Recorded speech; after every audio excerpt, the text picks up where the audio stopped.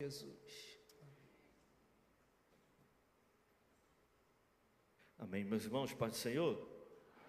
Quantos contentes com Jesus? Você pode glorificar a esse Deus poderoso. Bom estarmos na presença de Deus, poder adorá-lo, servi-lo e poder desfrutar dessa presença tão gloriosa, a qual Ele nos permite sentir, né, irmãos? Meu coração se encontra alegre, meus queridos irmãos, por retornar a esta linda casa. Mas este ano, o coração está em ações de graça a Deus, por este dia, pela oportunidade que Ele nos concede e nos traz em segurança aqui. Quero desde já louvar o meu Senhor por essa oportunidade, ao nosso irmão, líder, amigo querido, que Deus te abençoe pelo convite, ao pastor, reverendo, Deus te abençoe, sempre com uma recepção, todo o coração recebendo a minha família, que Deus abençoe ao Senhor, sua família e seu ministério. Nossa oração é para que o Senhor continue dando saúde, vigor, ânimo, para que o Senhor possa continuar cumprindo o plano do céu aqui na terra. Amém? Deus abençoe. Faço companhia da minha esposa, diaconisa Maiara, está ali, a minha filha mais velha, Larinha. A Ayla já foi para a salinha. Onde a gente chega, ela pergunta se tem salinha. Pai, pergunta se tem salinha, eu quero ir para a salinha. Ela gosta de visitar as salinhas, ela já está lá em cima, lá, a Ayla. Eu costumo falar que a Lara é mais tradicional, cantor, mas a minha filha mais nova é mais pentecostal, entendeu? Mais do negócio, do movimento. Então, ficar muito tempo parada ali, deixa ela um pouquinho mais, né? Então, ela está lá, deixa ela lá em cima, lá dando glória lá. Que Deus abençoe nosso amigo cantor, Deus abençoe, que a presença de Deus possa continuar conduzindo você e sua família. Foi muito ministrado por esses louvores. Irmãos, vocês estão bonitos demais. Minha esposa brincou que ela sempre vem na palheta sem querer. Todo congresso, toda festa. O último era palheta marrom, bege, ela foi toda de bege, sem saber. Então eu falei, é o céu, irmão, está confirmando. Deus possa abençoar todos os irmãos. Amigo Marco, sempre que eu vejo, um abraço, amigão, Deus te abençoe. Amém, queridos? Se você tem Bíblia, pegue a Bíblia comigo, por gentileza, no tema Carta de Paulo à Igreja de Éfeso, capítulo 5. Eu peço que você tenha paciência, vamos ler a partir do versículo 1, para meditarmos na palavra de Deus. Efésios, capítulo 5, a partir do versículo 1. O tema está inserido ali no versículo 18, mas quero ler desde o primeiro verso. Amém? Efésios, carta de Paulo à igreja de Éfeso, capítulo 1, versículo 5. Quem achou, diga, eu achei. Amém. Vamos ler. Sede, pois, imitadores de Deus como filho amado, como filhos amados, e andai em amor, como também Cristo vos amou e entregou a si mesmo por nós, em oferta e sacrifício a Deus, em cheiro suave. Verso 3 diz, mas a fornicação e toda a impureza ou avareza, nem ainda se nomeie entre vós, como convém a santos, nem torpezas, nem pavoices, nem chocarrices, que não convém, mas antes ações de graças. Porque bem sabeis isto, que nenhum devasso ou imundo ou avarento, o qual é idólatra, tem herança no reino de Cristo e de Deus. Ninguém vos engane com palavras vãs, porque por estas coisas vem a ira de Deus sobre os filhos da desobediência. Portanto, não sejais seus companheiros, porque noutro tempo eres trevas, mas agora sois luz no Senhor. Andai como filhos da luz. Porque o fruto do Espírito está em toda a bondade, justiça e verdade, aprovando o que é agradável ao Senhor. E não comuniqueis com as obras infrutuosas das trevas, mas antes condenai-as, porque o que eles fazem em oculto, até dizê-lo, é torpe, mas todas essas coisas se manifestam, sendo condenadas pela luz, porque a luz tudo manifesta.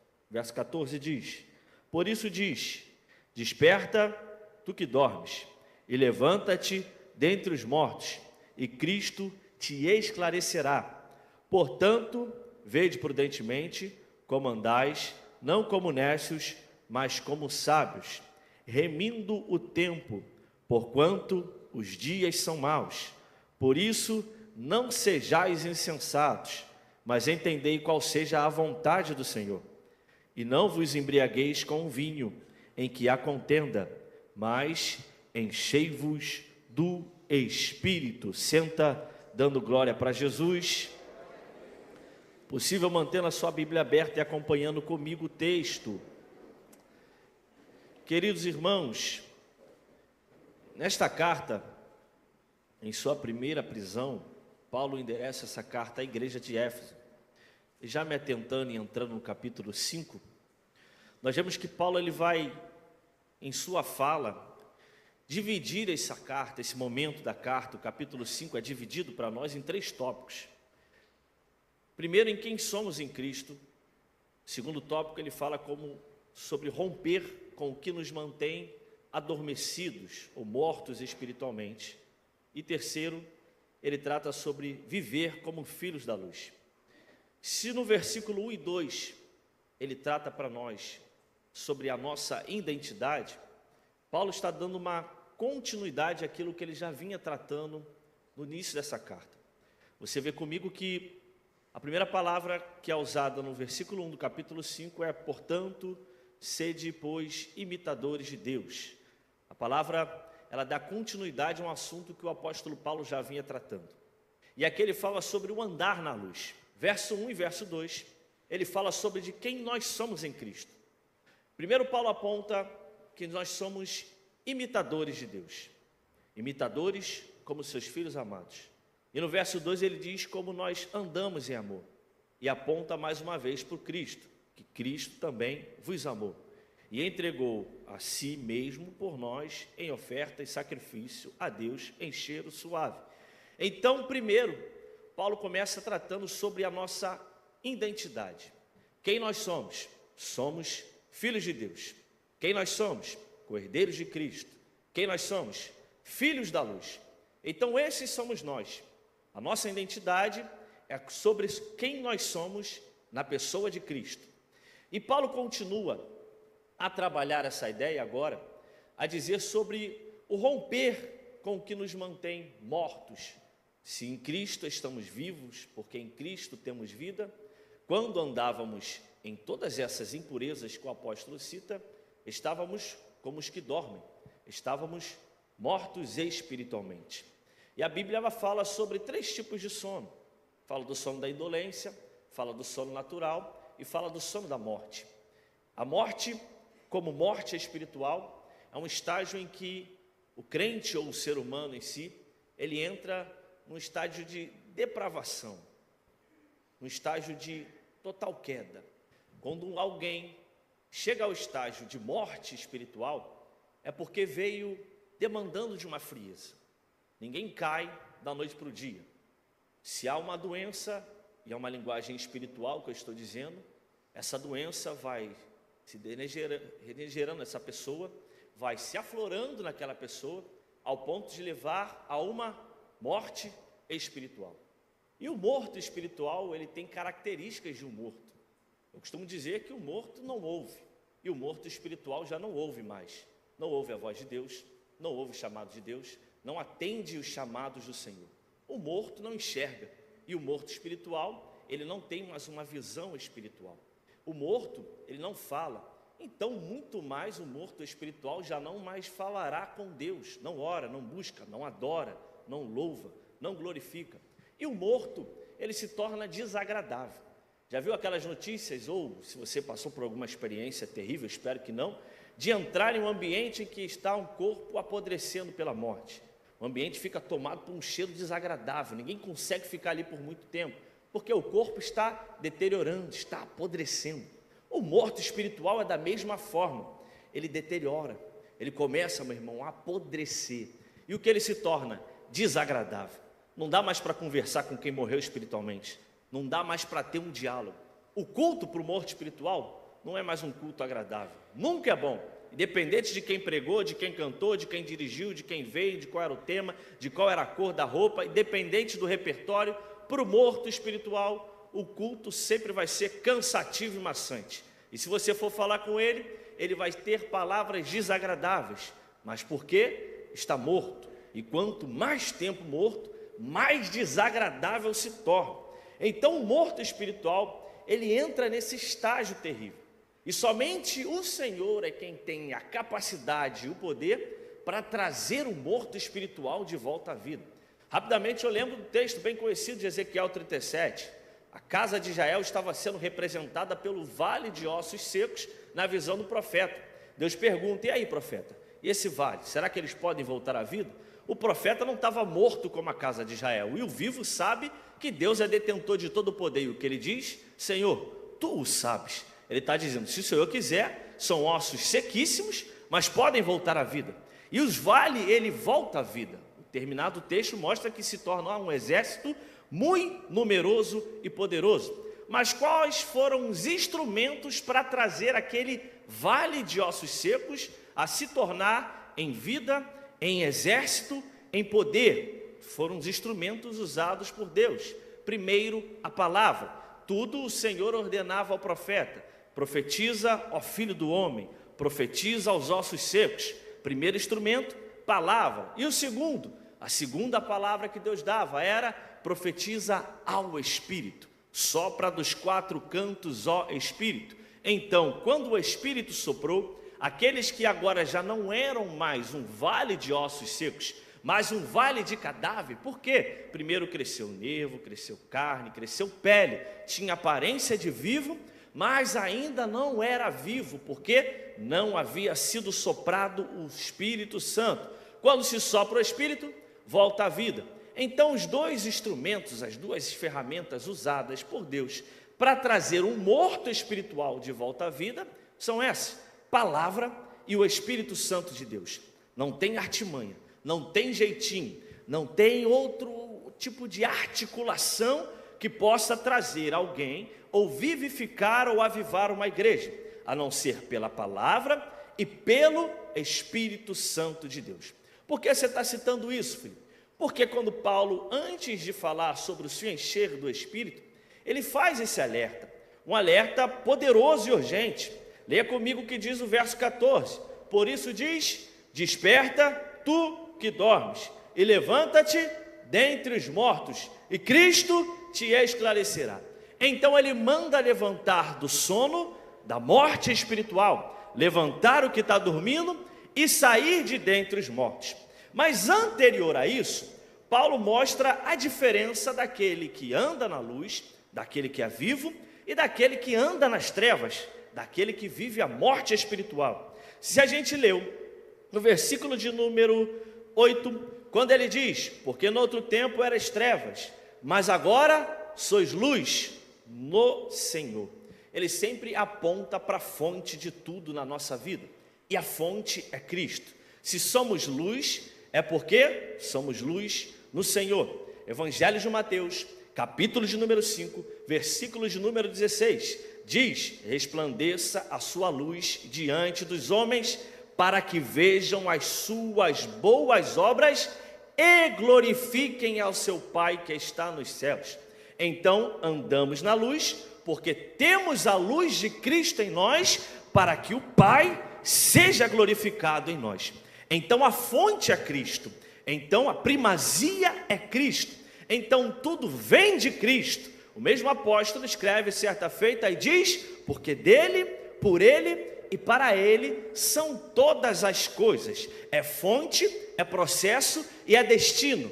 Tudo vem dele, tudo passa por ele e tudo termina nele. Cristo é minha fonte, Cristo é a minha luz, e esta luz que eu ando, Cristo, resplandece em mim, para que todos possam ver e glorificar ao Pai que estás nos céus.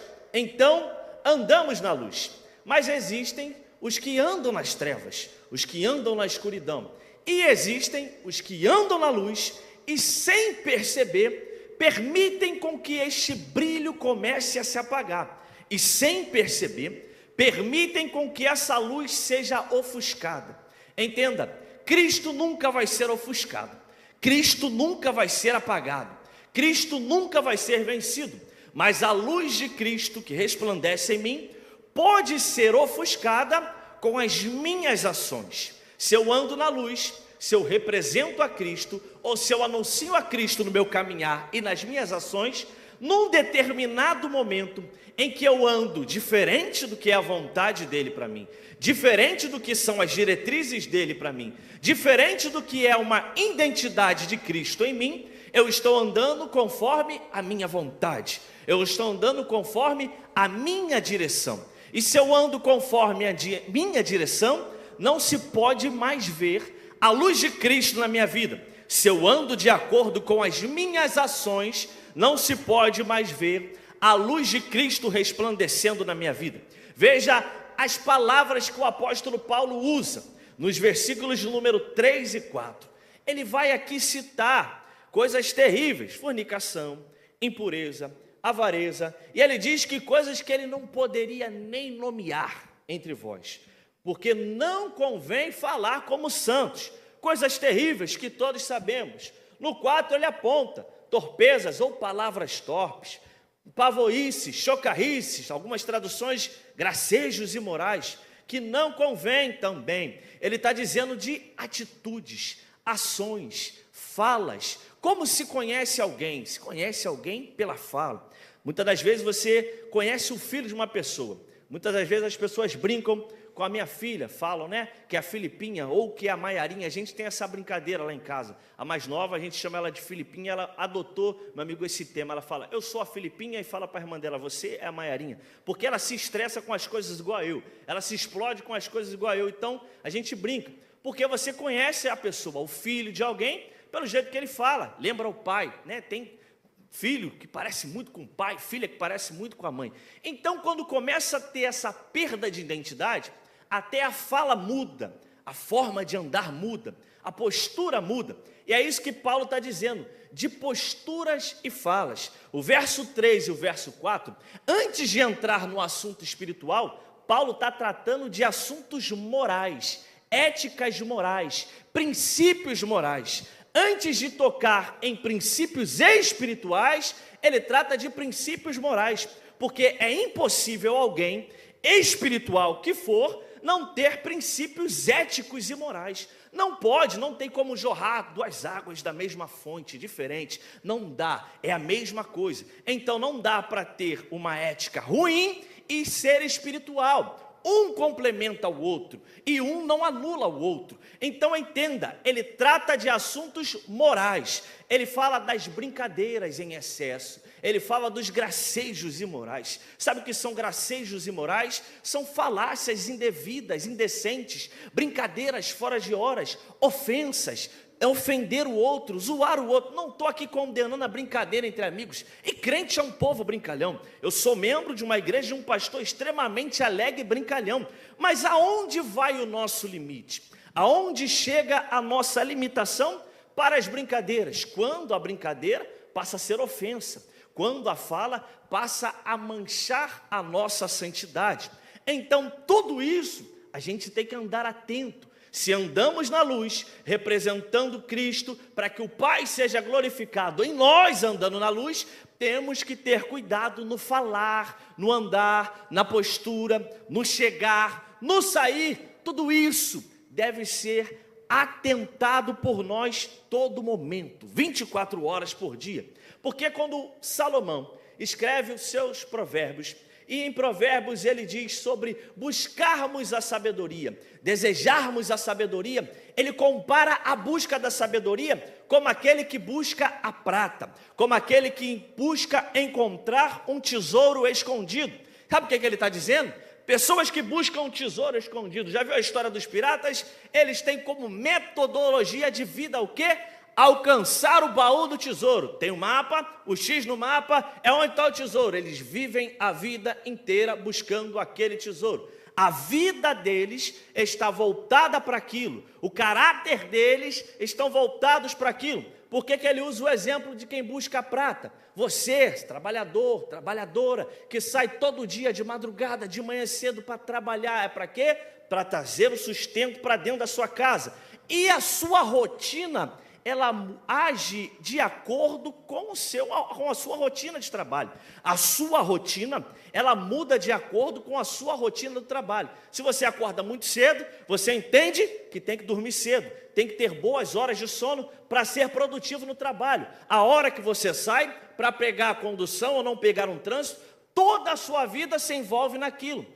Quando Salomão está dizendo isso, escrevendo Provérbios, ele está falando que a busca por essa sabedoria deve ser na mesma intensidade. Toda a nossa vida deve envolver essa busca. Toda a nossa vida deve se adequar a essa busca e esse desejo incessante. Por que, Filipe, você está citando, então, a sabedoria buscada e dita por Salomão? Porque não tem como andar na luz, representantes de Cristo, para que o Pai seja glorificado em nós, se não andarmos na sabedoria que Ele nos dá. Porque quando não andamos em sabedoria, nós não vamos saber frear quando temos que frear. Frear nas brincadeiras, frear nas coisas que não são normais. Me perdoem, irmãos, mas o nosso grande problema é estar normalizando aquilo que a Bíblia condena. É estar normalizando aquilo que a Bíblia não normaliza. É estarmos aceitando posturas nossas, comportamentos nossos que não condizem como quem anda na luz. Me perdoe o pesar, mas é um assunto bem atual. Eu falava com a minha esposa hoje, eu falei, não é normal alguém subir numa tribuna, que seja para cantar, para pregar, para fazer o que for. Não é normal alguém sentar num banco da igreja, mas antes de sair de casa, ter pego o telefone e ter colocado um dinheiro numa bet para fazer uma aposta. Não é normal normalizar isso, é redundante mesmo. Não é normal normalizarmos esses comportamentos.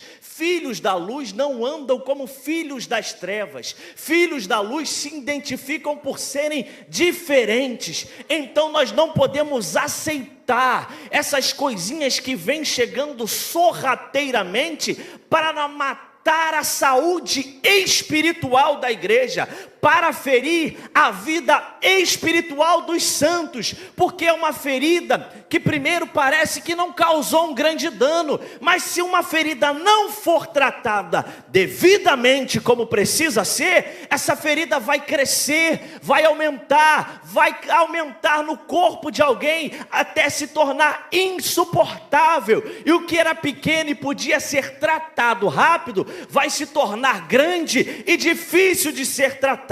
Alguém começa com pouco, depois está perdendo com muito. Alguém começa falando um pouquinho, mas depois já está se perdendo falando demais. Então, filhos da luz precisam entender que não podem normalizar o que a Bíblia condena. Você é santo, eleito e separado. Você é filho de Deus, você é um representante de Cristo na terra, você tem a missão principal, que é testemunhar o Salvador. Então, como testemunha daquele que vive, que reina, nós não podemos andar como os filhos das trevas, andamos como filhos da luz. E a nossa forma de andar como filhos da luz tem a finalidade que eu te disse de Mateus 5,16, para glorificarem o Pai, da forma em que nós andamos. Não sou eu quem glorifico, não, é a forma que eu ando que faz o outro glorificar a Deus pela minha vida.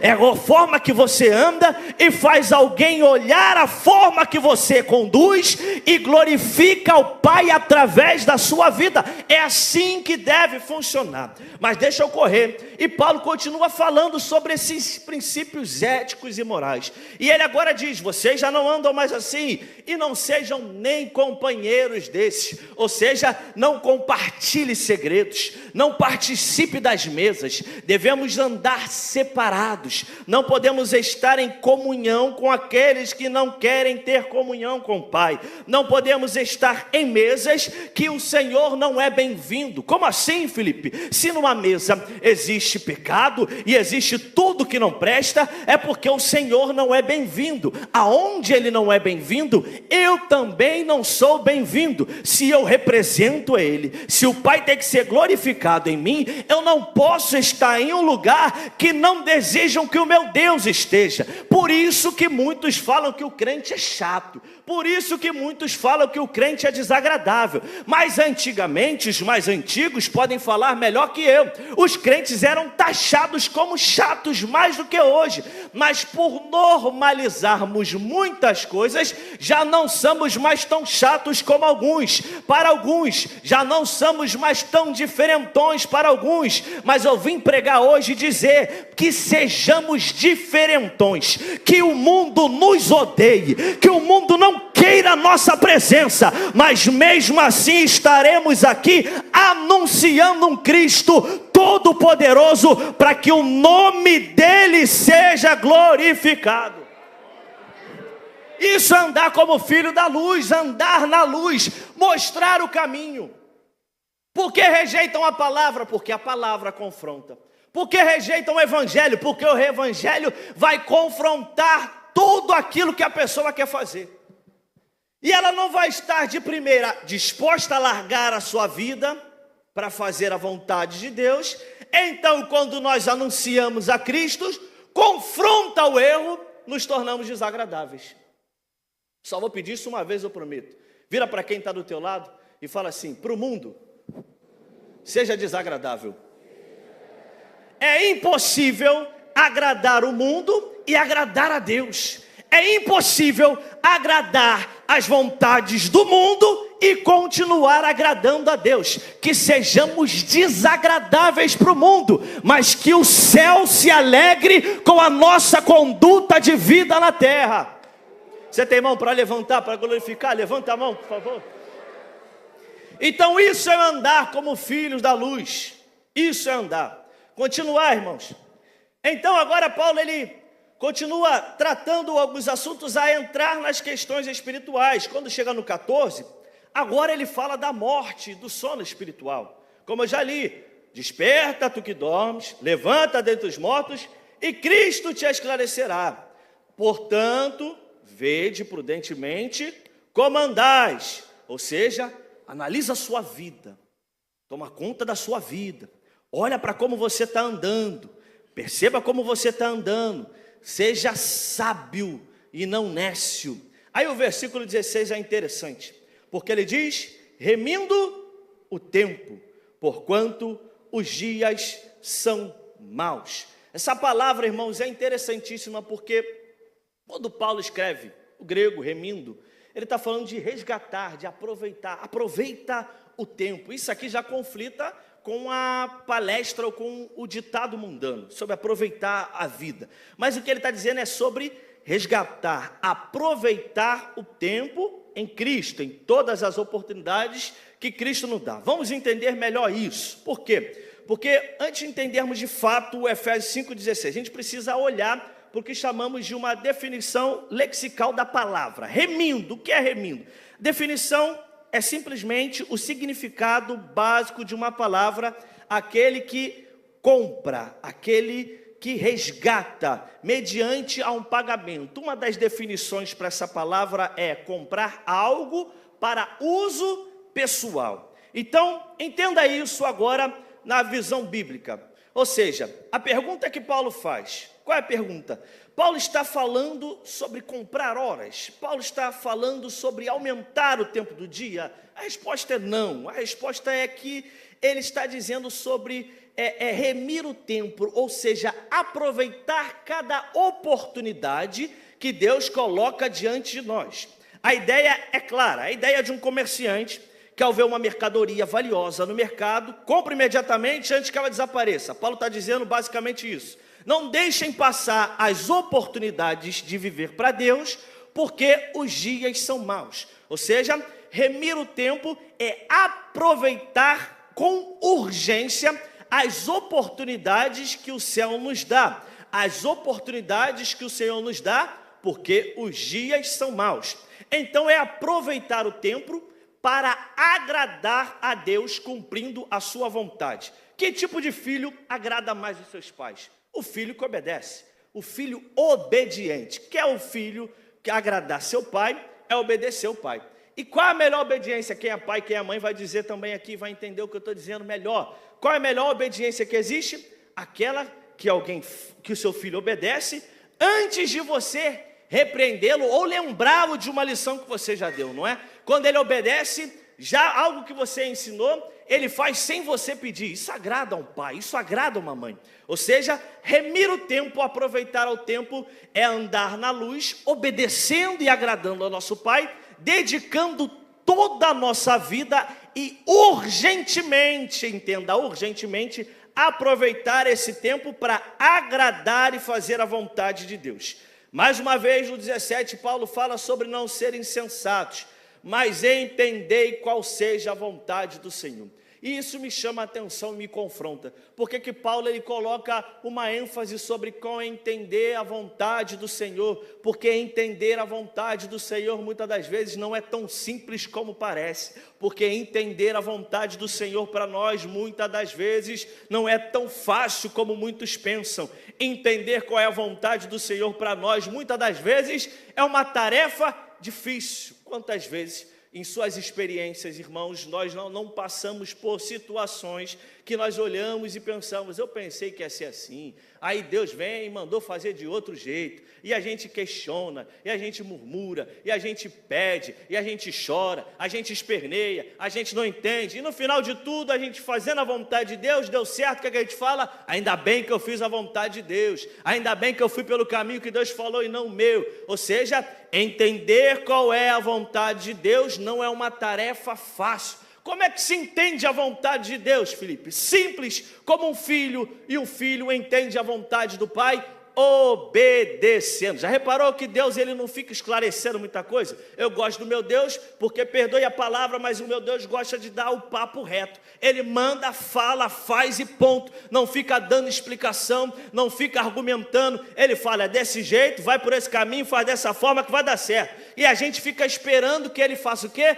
Trace o caminho para nós no GPS todinho. Diga que no meio do caminho vai ter essa barreira. Diga que no meio do caminho vai ter determinado problema. Ele não fala. Sempre foi dessa forma. Jesus falou para os discípulos, entra no barco e passa para o outro lado. Eles obedeceram. No meio do caminho teve o quê?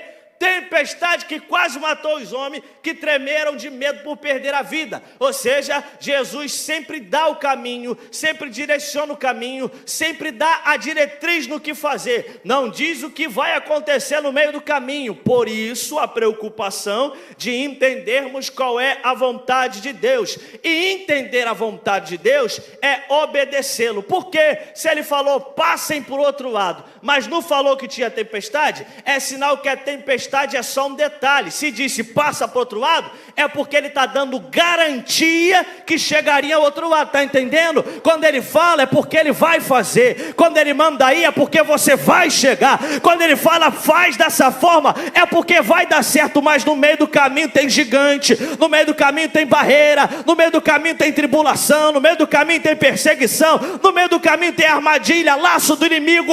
Não importa o que tem no meio do caminho, eu tenho uma palavra, e como filho da luz eu obedeço essa palavra, sigo a ele em obediência para cumprir a vontade dele na minha vida. Isso é entender a vontade de Deus. Que tarefa difícil. Quem pensa que é fácil, irmãos, e quem acha que é fácil, eu tiro meu chapéu para você, porque não é. Entender a vontade de Deus é uma tarefa extremamente difícil, e é por isso que não é algo natural. Aí a gente chega no versículo 18, que é quando ele diz, e não vos embriagueis com vinho em que há dissolução ou que há contenda, mas, imperativo, enchei-vos do Espírito. Paulo faz dois imperativos aqui. O primeiro é o imperativo de negação, que é o sobre não se embriagar com vinho. E o texto que é algo totalmente espiritual, ou seja, a importância desse texto está no sobre o se encher do Espírito. Mas esse texto se tornou argumento para briga teológica, para debate teológico, para a gente dizer que pode beber, só não pode se embriagar, por outro dizer que se embriagar é pecado e beber não, enfim, se tornou deu pano para manga, pastor, para muitos debates. Mas o que está sendo dito aqui sobre encher-se do Espírito. Porque Paulo falou sobre o andar na luz e sobre o andar nas trevas. Falou sobre os frutos das trevas, as obras das trevas, as ações dos homens no pecado, e falou sobre o andar na luz. Falou sobre entender a vontade de Deus. Falou sobre aproveitar o tempo para cumprir o plano de Deus. Então, sobre tudo que ele está falando, ele vem concluindo essa ideia, esse raciocínio no versículo 18. É como se ele estivesse montando uma peça para chegar agora à peça final. Então, mais uma vez, ele vai usar uma comparação terrena,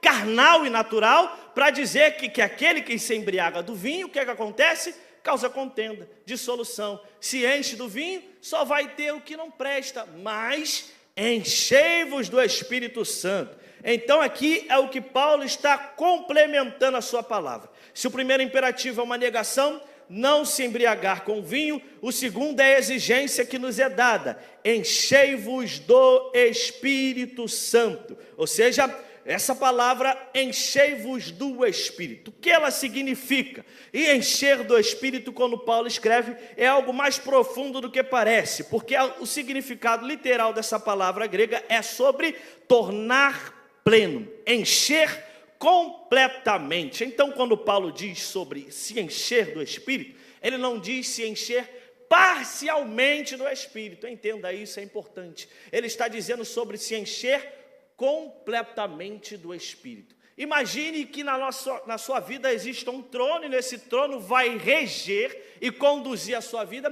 quem senta nele. Se Espírito senta nesse trono, o Espírito rege a minha vida por totalidade. Mas se eu não alimento o Espírito, eu estou alimentando a minha carne. Então quem vai sentar nesse trono? Carne. Então quem vai reger a minha vida? As vontades da carne. Então quem vence e quem senta nesse trono sempre vai ser quem for alimentado. Então quando ele diz sobre o se encher do Espírito, ele diz sobre se encher profundamente, abundantemente, completamente. E há uma definição dessa palavra que me pegou muito, que me chamou muito a atenção, porque uma definição da palavra enchei-vos é suprido. Suprir, irmãos, é quando não há mais necessidade de outra coisa. Suprir a necessidade de algo. Suprir é completar algo. Sabe o que é isso? Paulo está dizendo: se encha do Espírito ao ponto que você não deseje mais nada. Se encha do Espírito ao ponto que a sua vida não queira mais nada. Se encha do Espírito a um ponto que você perceba que não precisa mais de nada. Suprir tudo e todas as coisas neste mandamento bíblico, sobre o se encher do Espírito, sobre esclarecer em nós a presença do Espírito, estar suprido, cheio. E ser cheio do Espírito, ele é um estado, porque não é porque você foi cheio hoje no congresso, que segunda-feira você continua cheio. Você precisa se manter cheio, segunda, terça, quarta, quinta, o dia que for, dependente da data do ano. Precisamos manter um estado cheio do Espírito. Quer ver uma referência bíblica para isso? A Bíblia conta a história de Estevão, um dos 7 diáconos. Para ser diácono tinha que ser o quê? Tinha que ter sabedoria, ter boa reputação e ser cheio do Espírito Santo. Aí a história de Atos começa a contar a vida de Estevão depois daquilo ali. Estevão discutia, debatia com os judeus helenistas, o debate era acalorado, começaram a articular contra Estevão, botaram Estevão para ser acusado, julgado. Estevão foi, pregou em vez de se defender, os homens rangeram os dentes contra ele, ao ponto de matá-lo. E esse é um dos textos bíblicos que mais me chama a atenção, pastor, porque eu nunca vi um ser humano ranger dente para outro. Eu já vi bicho ranger dente para outro. Eu já vi bicho com ódio, com sede de sangue, com fome de carne, ranger os dentes para comer a presa. Ser humano eu nunca vi. Mas o texto diz que eles rangeram os dentes contra Estevão. E o que Estevão fez? O texto diz o estado que Estevão estava. Talvez alguns no lugar de Estevão, o seu estado seria de pobreza, de desolação, solidão. Ninguém veio me defender, mas o texto diz: mas ele, estando cheio do Espírito. Aí agora vem a recompensa para quem se mantém cheio do Espírito. Olhou para o céu e viu os céus abertos. E viu Jesus de pé à direita de Deus. Enquanto na terra estão arquitetando com pedra na mão para matar Estevão, Estevão, estando cheio do Espírito, está vendo a glória se revelar diante dos seus olhos. Ser cheio do Espírito é um estado que precisa ser mantido, e a recompensa disso é a glória do céu se revelando a nós. Aí eu volto para o assunto do despertar, porque aquele que é cheio, que se sente suprido, precisa entender que essa chama precisa continuar acesa. Manutenção, manter-se vivo espiritualmente, manter-se ativo espiritualmente. Eu sei que tem dias, vamos ser sinceros, que tem dias que a gente ora menos, tem dia que você ora mais, tem dia que você lê menos, tem dia que você lê mais. Mas a intensidade, ela não pode ferir o meu desejo de se manter cheio do Espírito. Porque se a ordenança é ser cheio, se manter cheio, ser suprido, eu tenho que entender que eu sou cheio dele o suficiente para até que nos dias maus, e os dias maus chegam, né? Com mais constância do que os dias bons, sejamos sinceros. O dia mau chega para nós e nós estamos cheios o suficiente para quê? Para suportar e superar o dia mau. Para passar por cima do dia mau. Para vencer as tribulações. Mas vencemos porque estamos cheios do Espírito. Então é um estado que precisa ser mantido e em todo momento, em todas as circunstâncias, se aflorar. Se Estevão não fosse cheio do Espírito Santo, Estevão iria morrer ali, Estevão iria se frustrar, Estevão iria perceber que o que ele fez foi em vão, poderia até verbalizar, tudo que eu fiz foi em vão, vou morrer aqui frustrado sozinho, apedrejado, mas o céu se revela a Estevão, porque Estevão não está vendo uma sentença dos homens de morte na terra, mas está vendo Jesus, que é questão de tempo para recebê-lo no céu. Então, estando cheio do Espírito, ele percebeu que a glória que o esperava era muito maior do que as pedradas que estavam acertando ele, que a glória que o aguardava era muito maior do que as acusações injustas na terra. Quem é cheio do Espírito não anda murmurando, não anda reclamando, não anda dizendo, ó céu, ó vida, ó mar, ó ninguém me ama, ninguém me quer, ninguém me aceita, ninguém me ajuda. Quem é cheio do Espírito pode estar isolado, solitário, com os dedos sendo apontados para ele, sendo acusado injustamente, mas sendo cheio do Espírito, a glória sempre se revela. E quando a glória se revela, é um sinal de que o céu continua no controle da vida daqueles que buscam ser cheios do Espírito. Estou acabando. Então, manter-se cheio do Espírito, manter essa chama acesa, é uma tarefa que não vai ser fácil. Por isso que o apóstolo Paulo, quando escreve essa última carta para Timóteo, a última carta da vida do Paulo, Timóteo está enfrentando um problema. Coincidentemente, Timóteo era um jovem pastor na igreja de Éfeso. E sendo um jovem pastor na igreja de Éfeso, o tempo era terrível. Está tendo perseguição na igreja. E não é perseguição política, não é perseguição de rede social, é perseguição de matar crente. Nero ateou fogo em Roma, acusou os cristãos estão sendo perseguidos, estão sendo mortos no Coliseu. Paulo está preso por ser uma influência da igreja e ser considerado um dos mandantes, um dos influenciadores daquele incêndio criminoso. Está com a sua sentença de morte já assinada, já está com a sentença de morte decretada, e Timóteo está pastoreando a igreja de Éfeso. Aí imagina, pastor, claro que eu estou conjecturando, Timóteo chega no culto de domingo à noite, e a irmã que senta no banco da frente da igreja para ele pregar, é a mulher que perdeu o seu esposo por não negar Jesus no dia anterior. O pai que está no banco da igreja sentado para ouvir ele pregar naquele dia, é um pai que perdeu o seu filho porque o filho não negou o Senhor. Ou o jovem que está naquela igreja ouvindo Timóteo pregar, é um jovem que perdeu a sua família, seus amigos, seus irmãos, porque não negou a Jesus diante dos homens. Imagine a cabeça do jovem pastor Timóteo. Imagine o cenário de Timóteo para pregar. Aí quando Paulo escreve para Timóteo, Paulo vai lembrar Timóteo de algo que é muito importante para ele.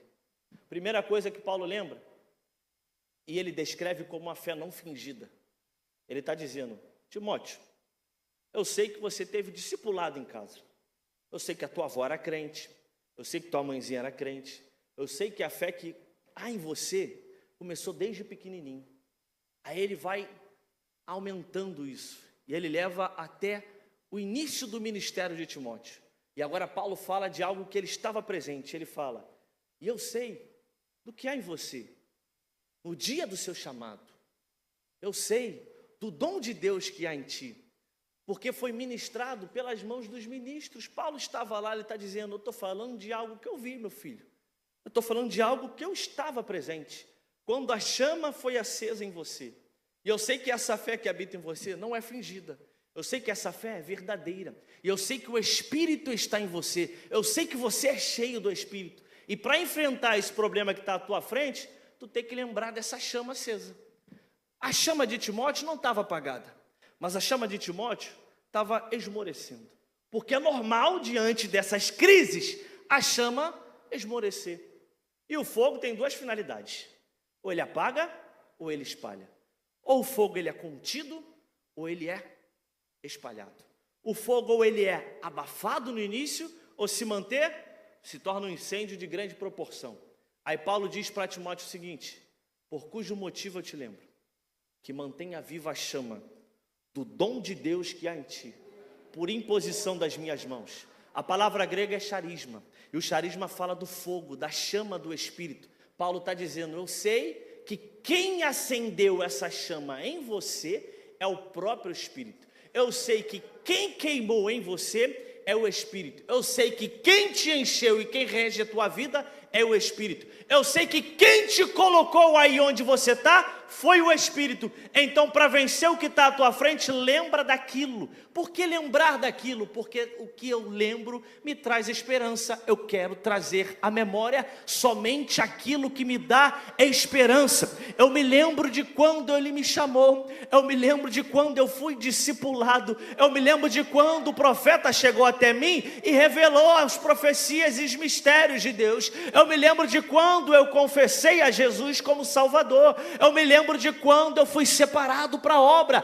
Tudo isso é combustível para que essa chama volte a se intensificar. Então aquele que é cheio precisa zelar para que se mantenha cheio. E hoje eu vim aqui como boca de Deus liberar uma palavra para a tua vida. Talvez hoje o combustível do céu para reacender, reavivar e manter essa chama acesa é te lembrar da onde Ele te tirou, da onde Ele te chamou, de quem você era, da onde Ele foi lá te tirar, da obra que Ele fez na tua vida. Eu estou pregando para gente aqui hoje que é milagre ambulante, que teve sentença de morte na terra, mas o céu falou: ainda não, porque eu tenho obra. Eu estou pregando para gente aqui hoje que tinha um plano do inferno na terra, mas o céu interviu e disse: não é para boca de fumo, não é para vida torta, não é para prostituição, não é para as drogas, é para o meu reino, é para a minha vontade, é para a minha obra. O Senhor te chamou e você sabe muito bem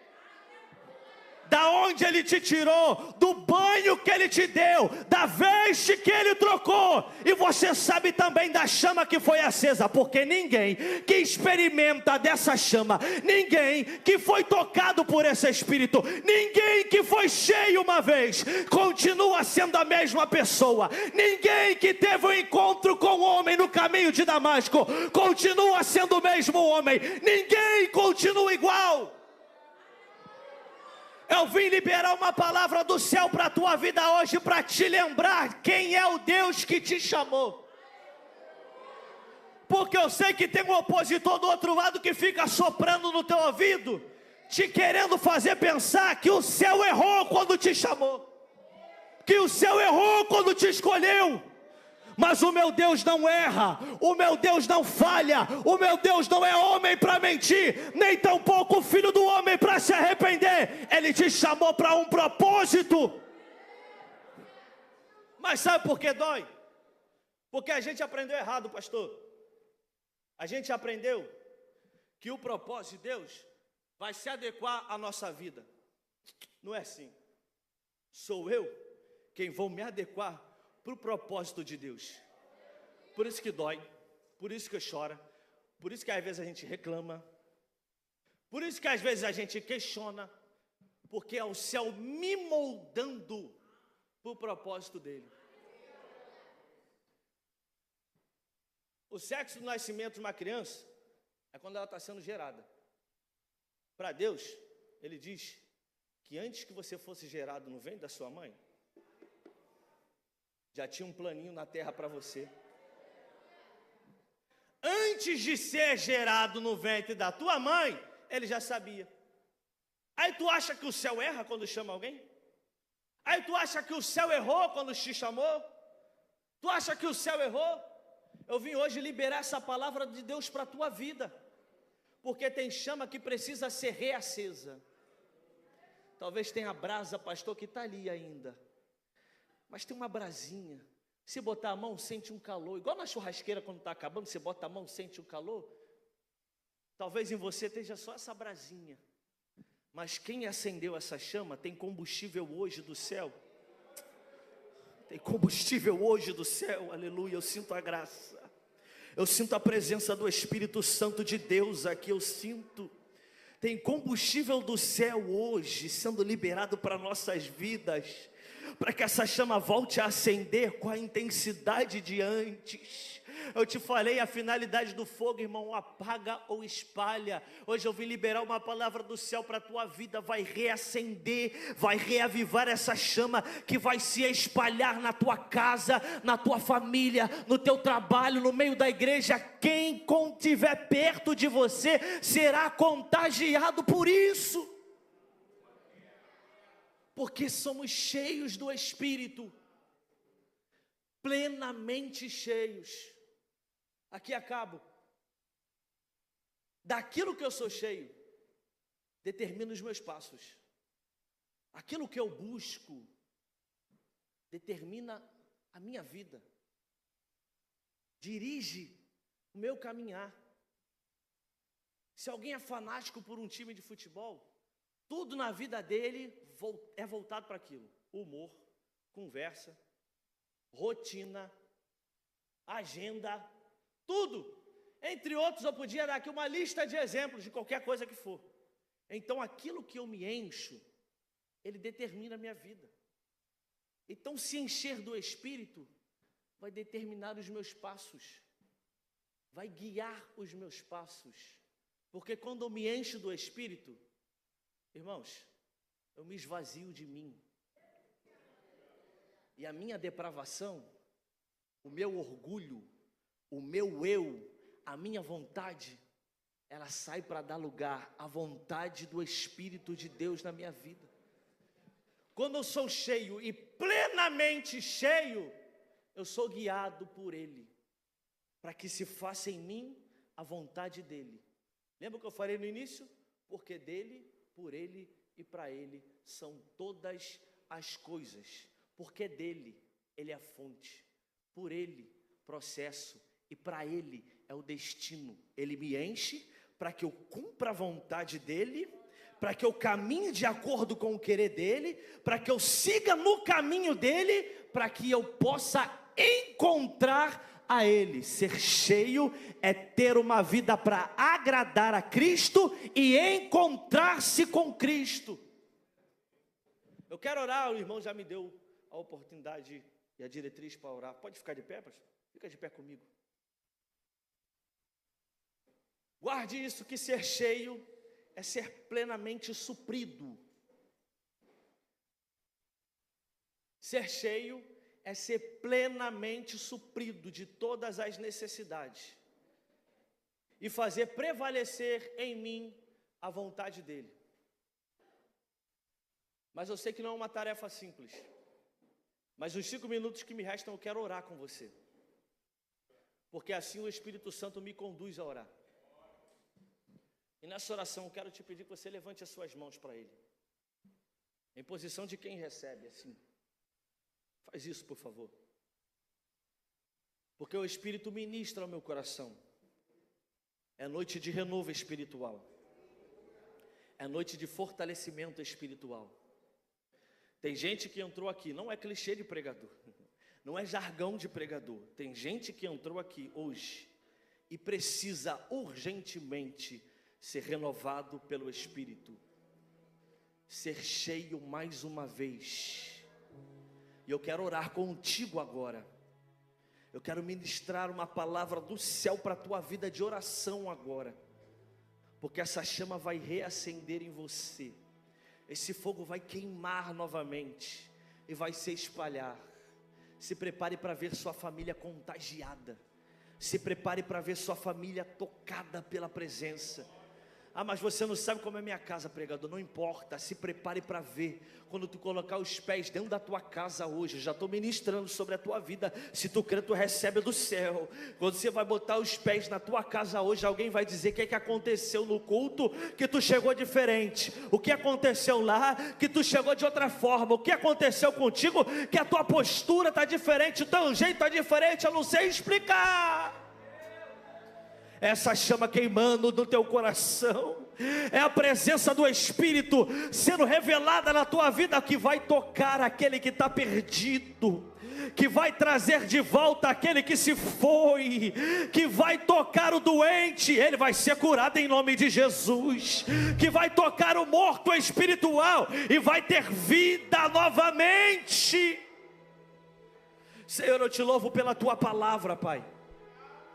Eu te louvo pela tua igreja, eu te louvo pelo teu Espírito, eu te louvo pela direção do teu Espírito Santo, por este tema que o Senhor conduziu os teus ungidos, por esta palavra que o Senhor nos conduziu nessa noite, porque nós estamos aqui, ó Pai, não para se encher da nossa vontade, não para encher o nosso ego, mas para nos encher de Ti. Eu quero te pedir nessa hora, em nome de Jesus, em nome de Jesus, faz mais uma vez em nós, derrama de novo do teu poder sobre as nossas vidas, enche-nos de novo mais uma vez, derrama mais uma porção, faz outra vez, batiza no teu Espírito, renova nessa noite, Senhor.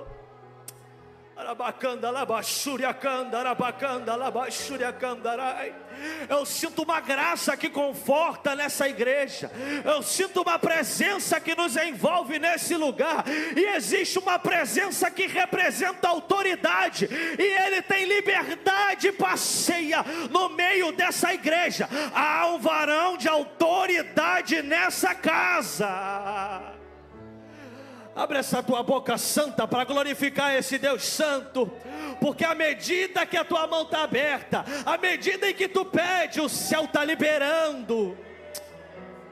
Os céus estão abertos sobre esta casa, os céus estão abertos sobre as nossas vidas.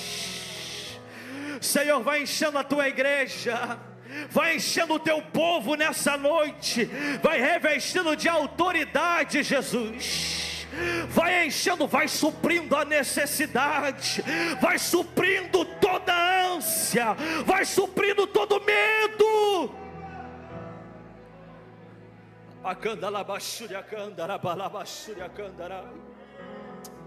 Eu sinto uma presença gloriosa nesse lugar, uma presença que conforta, que constrange, que confronta, e o Senhor ministra ao meu coração.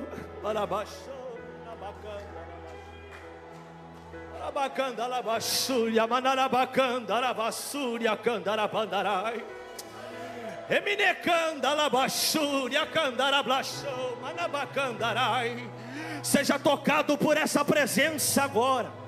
Tem gente que vai ser tocada por essa presença agora. Eu vou liberar algo do céu para a tua vida. O teu vaso hoje não vai sair cheio. A palavra do céu é o teu vaso, vai sair daqui transbordando da presença. Tem uma presença gloriosa nessa casa. Ao manifestar da glória de Deus sobre esta igreja, vai recebendo o que o céu está liberando sobre a tua vida. Vai recebendo o que o céu está ministrando sobre a tua vida.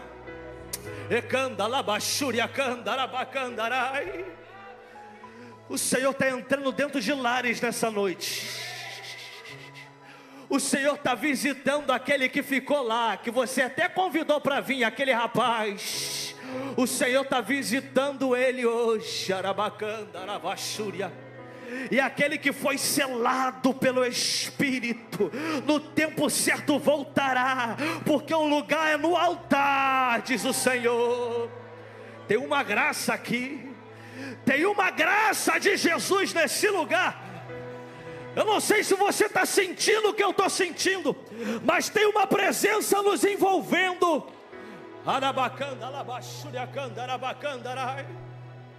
Levanta a tua mão para o céu. E quem se rende mesmo, mas é para Ele, levanta a tua mão para o céu, por favor. Jesus amado, é uma presença que nos aperta aqui.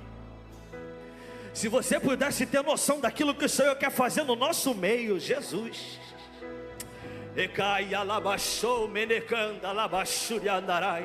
A tua mão está levantada, eu vou te convidar alguns segundos, abre essa tua boca santa.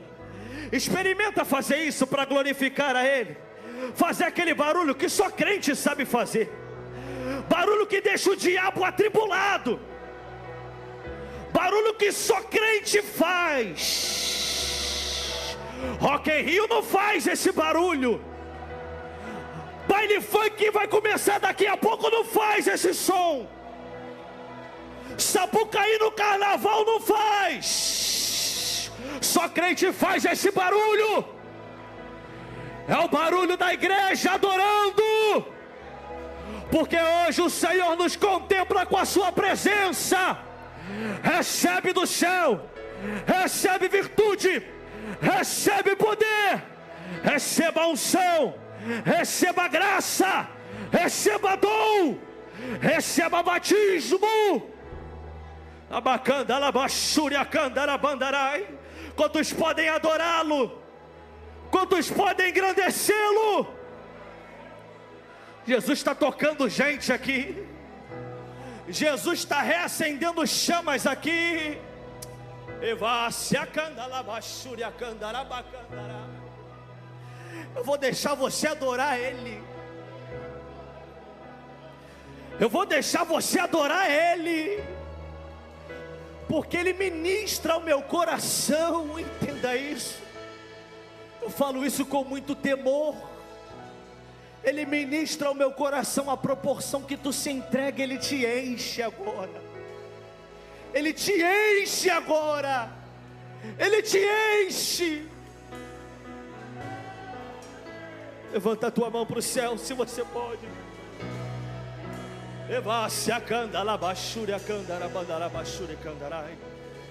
Oh Deus, oh Jesus, levanta a tua mão para o céu. Levanta a tua mão para o céu.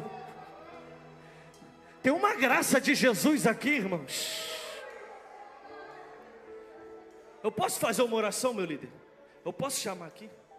Eu quero fazer um convite para você que deseja isso, vem aqui na frente. Se você quer ser batizado, você precisa ser renovado, você sente que essa chama precisa reacender. A minha família está aqui, a minha esposa está aqui, e ela sabe muito bem que eu procuro ser dirigido pelo Espírito. Eu não tenho um roteiro, irmãos. Eu não venho falando o que vou fazer, vou chamar lá na frente. Eu não tenho, irmão. Eu procuro fazer o que Deus me ordena fazer. Se você quer sair do seu lugar, porque em Atos capítulo 1, Jesus disse assim: olhe para cá, mas recebereis a virtude do Espírito que há de vir sobre vós. Só que entenda uma coisa: receber pode ser definido de muitas formas. Você pode receber algo, um presente, sem ter feito nada, e pode receber. Só que a palavra grega escrita por Lucas em Atos 1, ele diz de um receber, a palavra é lambano. O que significa, pregador, lambano? Não é um receber de mão beijada. Jesus disse que receberíamos a virtude, mas Ele diz de alguém que toma algo à força. Uma definição dessa palavra é pegar aquilo que é meu por direito. Então só é cheio do Espírito quem busca, minha irmã, ser cheio do Espírito. Se não busca, não é. Se não pede, não recebe. Porque quem pede, recebe. Quem bate, a porta abre. Quem busca, encontra. Tem que pedir, tem que clamar. Então sai do teu lugar e vem aqui na frente, que nós vamos orar pela tua vida agora. Eu quero ministrar sobre a tua vida. Eu sinto a graça de Jesus aqui. Canta, meu amigo, deixa Deus te usar nessa unção. Eu sinto a graça de Jesus aqui.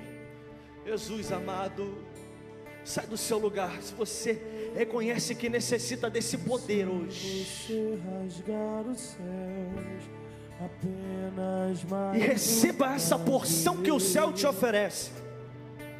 É só para quem quer sair do marasmo espiritual e entrar numa dimensão de espiritualidade profunda. Se você descer e fizer Oh Jesus, seus grandes feitos de novo.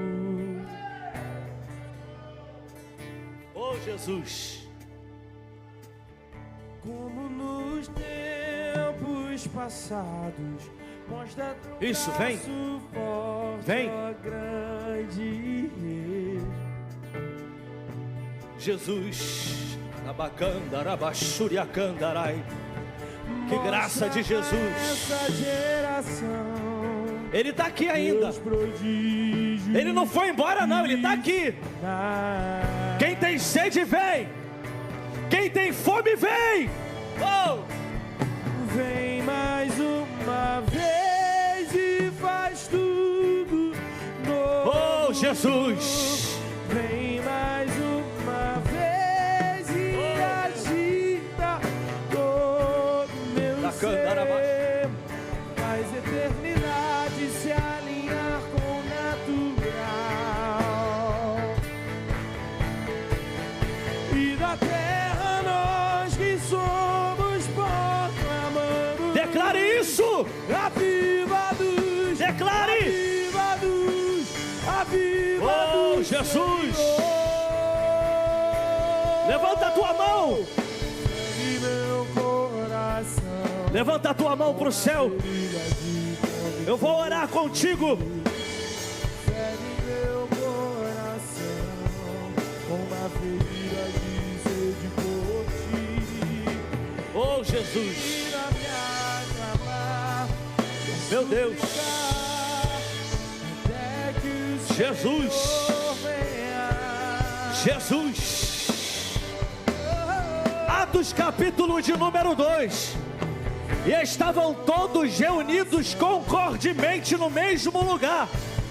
E de repente veio do céu um som, como de um vento impetuoso e veemente, e encheu todos os que estavam na casa. E foram vistas entre eles línguas repartidas como que de fogo. E você este mesmo vento sopra na igreja cristã Nova Vida de Rocha Miranda hoje. Eu vou clamar Cheios, cheios, cheios, eu não vou deixar cheios. até que o Oh Deus, eu vou gastar cheios, cheios do Espírito. diante do teu Segura, meu amigo, segura. Evasse a candala blachou.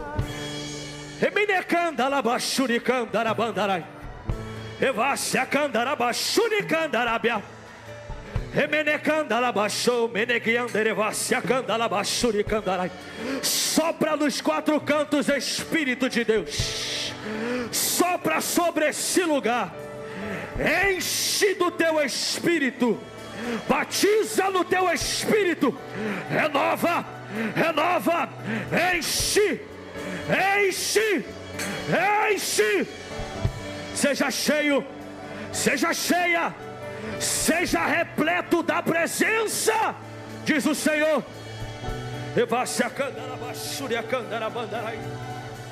sobre essas vidas, Senhor, na diretriz do teu Espírito, em que aqui estão, porque querem mais de ti, querem mais da tua presença, não estão satisfeitos, desejam mais de ti, mais experiências, mais de te ouvir, mais da tua voz, mais da tua palavra.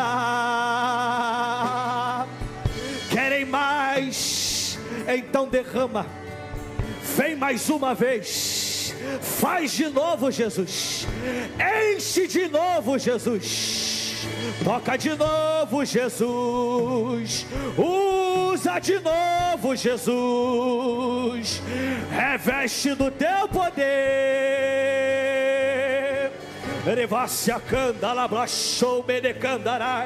Há na tua mão uma ferramenta, há na tua mão uma ferramenta, usa com autoridade, que diz o Senhor.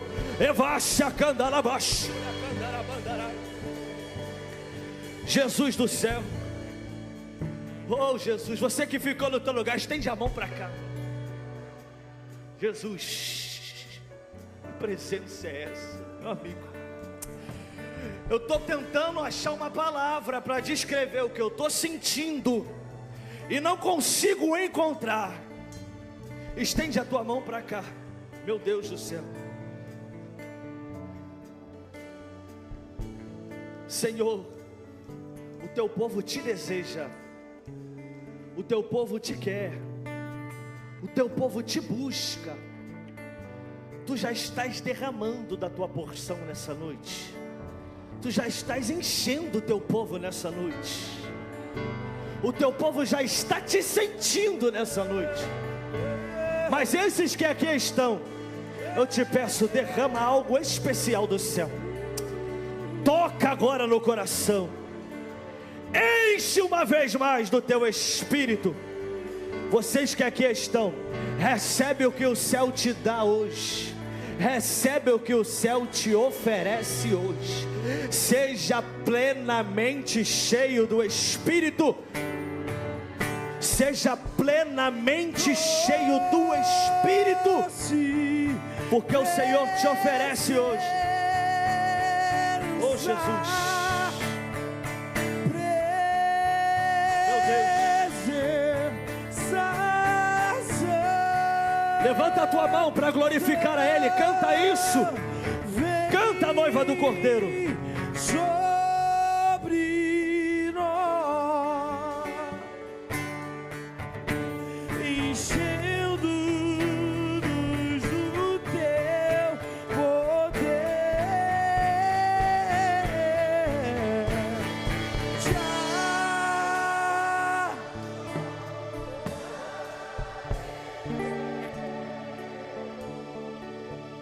por tua presença,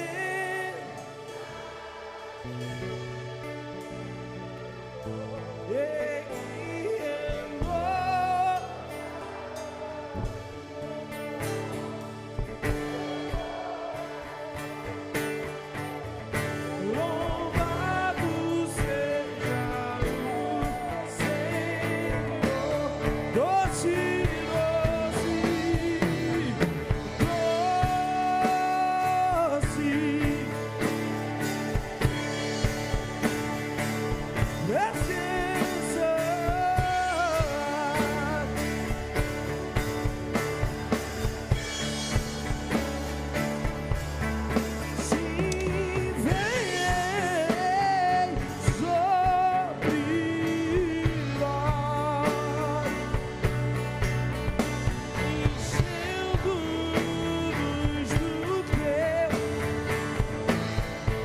enche esse lugar com a sua adoração e grita.